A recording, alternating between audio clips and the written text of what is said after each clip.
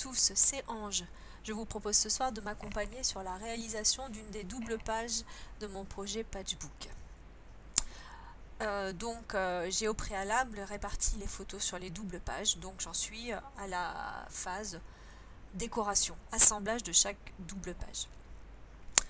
Donc je place d'abord mes photos, c'est la base de la page.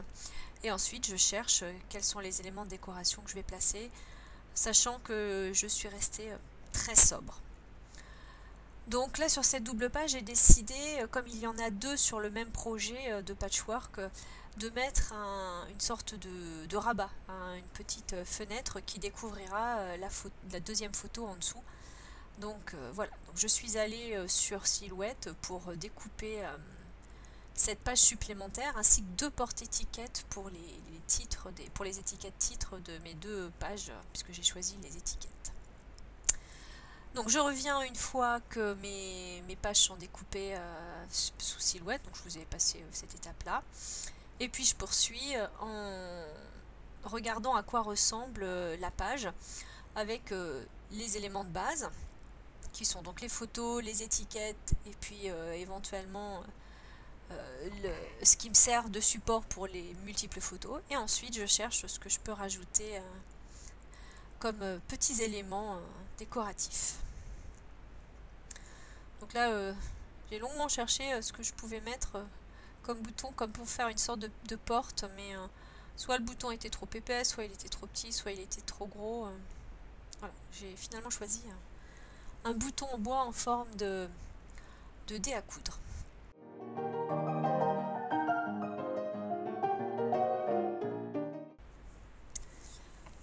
Ici, j'ai longuement cherché si j'allais raccrocher les étiquettes à un élément de la page à partir soit d'un ruban, soit d'une ficelle. Et puis, l'ensemble, ça me convainquait pas, donc j'ai fini par abandonner l'idée, mais j'ai longuement testé différents endroits pour accrocher et voir ce que ça donnait sur la page.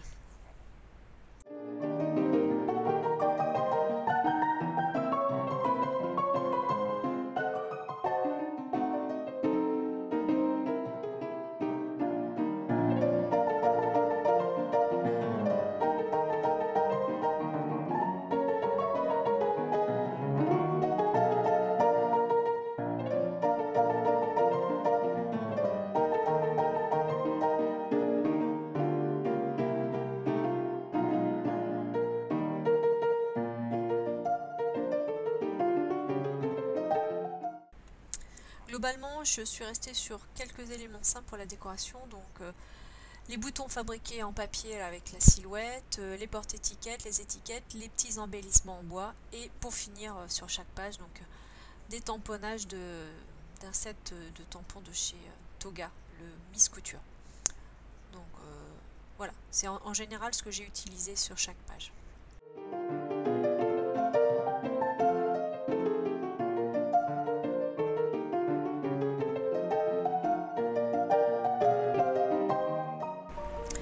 Quand je suis satisfaite de l'agencement des différents éléments, alors soit je photographie, ce que j'ai prévu, parce qu'il y a des fois j'oublie.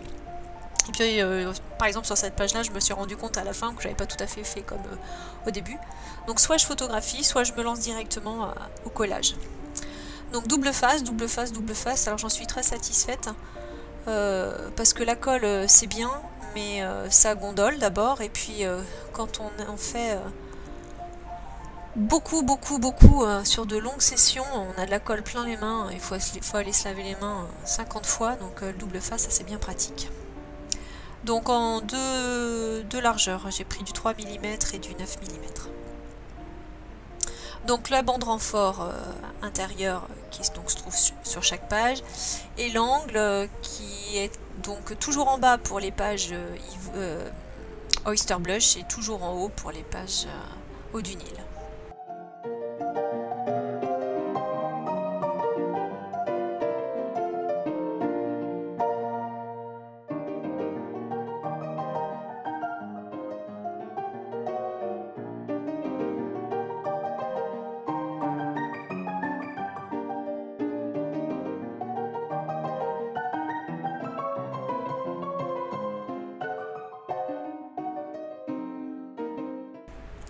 Je me sers beaucoup du quadrillage de mon tapis de découpe, ça me permet de toujours caler les photos droits, tous les éléments droits, parce que je me suis rendu compte que j'ai pas toujours le compas dans l'œil.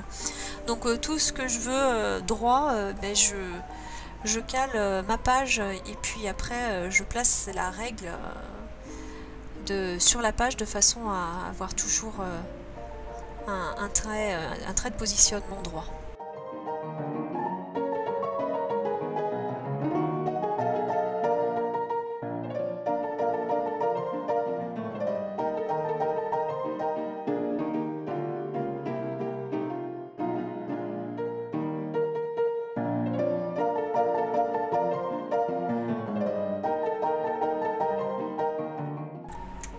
J'utilise donc toujours mon stylo Signo pour marquer les plis. Décidément, je ne suis pas une adepte du plioir, dont je trouve la pointe bien trop grosse.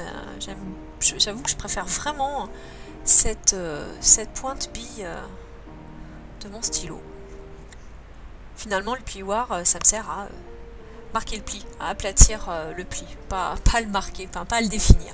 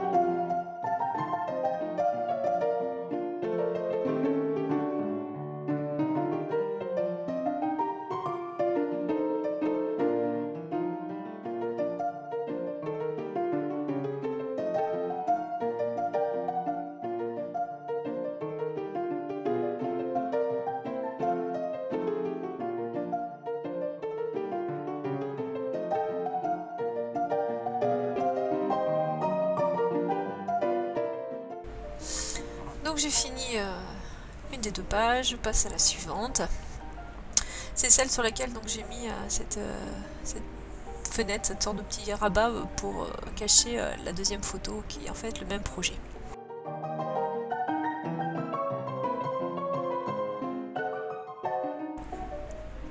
Et je déroule.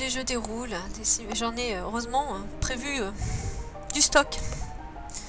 Parce que j'en use du double face.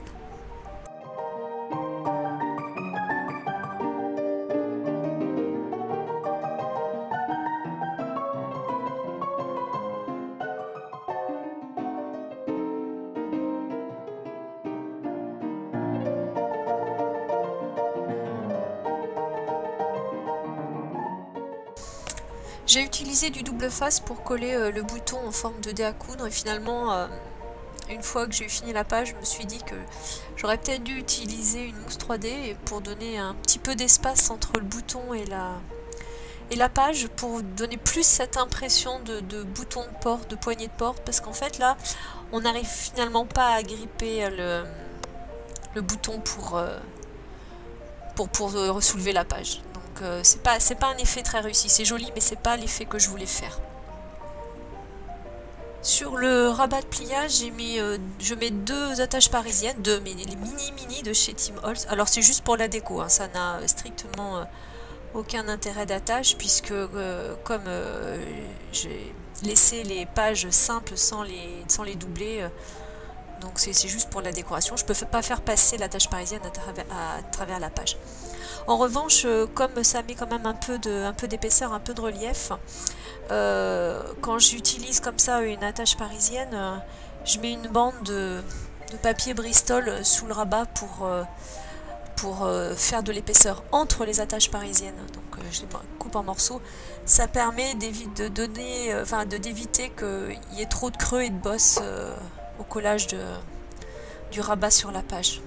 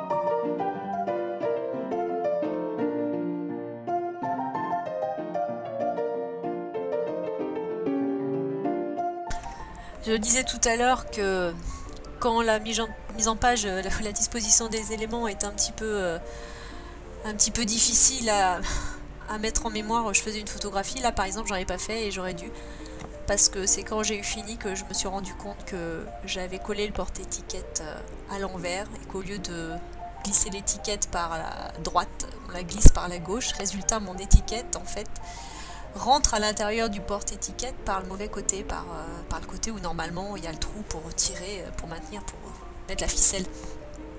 Voilà, si j'avais photographié comme je le fais sur les pages un peu complexes, peut-être que je me serais rendu compte que je m'étais trompée dans l'assemblage de mes éléments. Bon, c'est pas bien grave, hein, puis au pire, si ça finit par me gêner, il suffit que je refasse l'étiquette et que je la mette dans l'autre sens, voilà. Mais d'où l'intérêt de photographier avant de se lancer au collage, parce que forcément quand on colle, on bouge les éléments obligatoirement, donc ils se déplacent, ils sont plus dans le bon sens, et parfois on se retrouve avec un résultat différent de ce que l'on avait prévu au départ et qu'on avait réfléchi au départ. Voilà, en tout état de cause, voilà ma double page telle qu'elle est une fois finie, donc effectivement avec les deux étiquettes qui glissent dans le même sens alors que j'avais fait le choix de les glisser volontairement dans l'autre sens. l'assemblage de cette double page est terminé. Je remercie tous ceux et toutes celles qui ont suivi jusqu'au bout cette vidéo et je leur dis à bientôt. Au revoir.